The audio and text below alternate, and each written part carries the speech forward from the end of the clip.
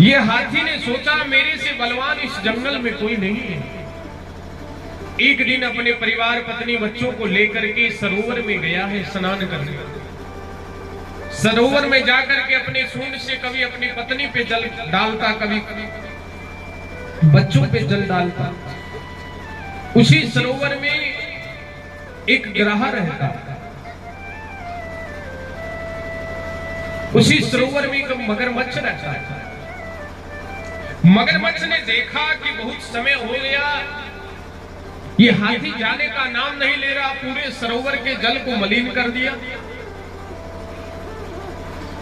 अब तो मगर से भी रहा नहीं गया, उसने जाकर के हाथी के चरण को पकड़ लिया।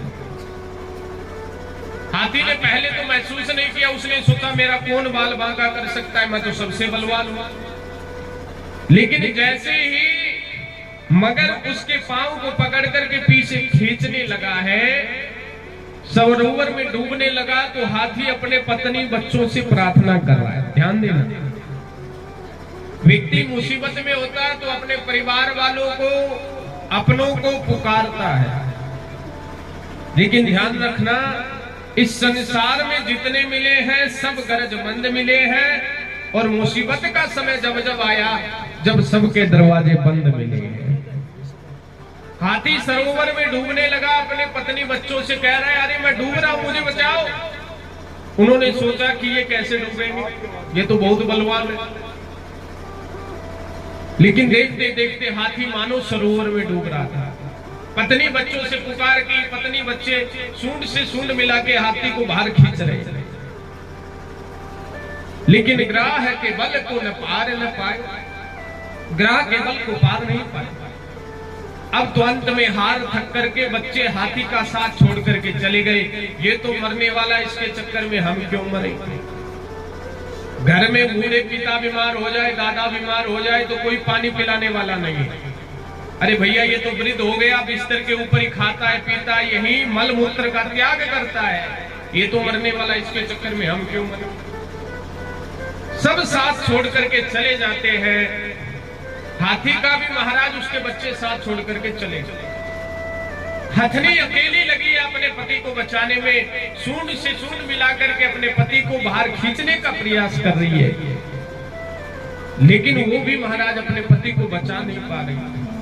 अंत में हथनी भी महाराज साथ छोड़ करके चली गई। हाथी की आंखों में आंसू आ गए। अरे भैया, मैंने सोचा ये सब मेरे हैं, लेकिन आज मुझे पता चला आराम के साथी क्या क्या थे। जब वक्त पड़ा तब कोई नहीं, ये परिवार है सब अपने मतलब का, दुनिया में किसी का कोई नहीं। हाथी रोने लगा। रोते रोते हाथी ने सोचा जितना प्रेम परिवार से किया उससे आधा भी प्रेम परमात्मा से कर लेता तो क्या पता परमात्मा जाके मुझे बचा लेते। अंत में हाथी ने सरोवर से महाराज एक कमल तोड़ा है।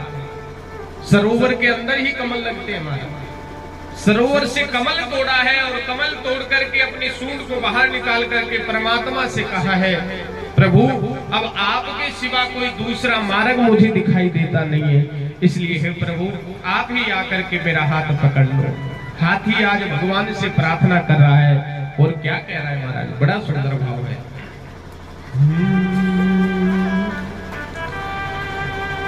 पकड़ लो हाथ बने बारी, नहीं